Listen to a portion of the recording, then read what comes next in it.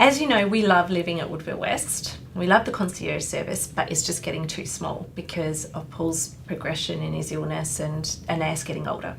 So what we need is something that's at least 3 bedrooms, spacious, enough that she could grow, and then with a concierge-like service. And we love the apartment living sort of style because of security and all those sorts of things as well. So how do you think that this could fit in with the SDA? How could we make the most of it? SDA, or Specialist Disability Accommodation, is divided into 2 sections. One is the provider of accommodation, and one is the funding for individuals to then contribute to that accommodation.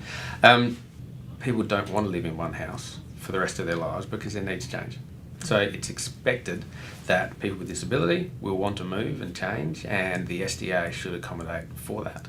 It's difficult to do the move. I think that this encourages us, the SDA encourages us to really think about the long-term future. I think you're right. One of the key things is going to be planning, as much as we don't have a crystal ball, planning for what you know is going to be the case, and looking at accommodation that is flexible for yourselves over the time, but also when you make the decision to move on or to move out of that accommodation, that it's flexible for someone else to use. Part of the NDIS principle is increasing options for individuals, but also increasing options for the sector as a whole.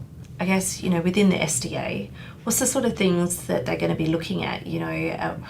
We talked about, maybe kitchen heights and things like that, and maybe wheelchair accessibility and extra rooms and things like that. Is there anything else? Have you got any other insight around? SDA guidelines and the terms of business for the NDA have a range of levels of housing support, so all the way through to sort of silver, gold and platinum level. And they talk about categories of housing. So it may be housing for people with high support needs.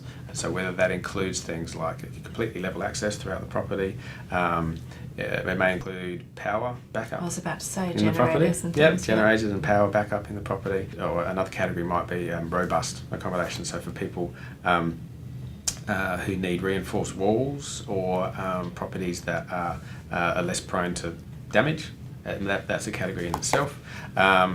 A middle level may just be a wheelchair accessible property. So my thoughts at the moment are going this is what I'm thinking. To have, and I'm just putting it out there, okay, in a dream world, have 2 apartments, one SDA, one not, maybe 2 bedrooms each. So Anna and I are in one. Paul, with the potential of eventually, as he progressed, for the carer, having a carer in-house, but having that apartment that has a concierge service until that such need. It's all well and good to have separate apartments, but ultimately we'd like to keep everyone together. In terms of this point in time, as much as it won't be tomorrow, and it will take some months to implement, it's a really exciting time to look at what might be possible for people with disability, and we're moving away from what has been, I guess, traditional models of support to something that actually fits your needs much better.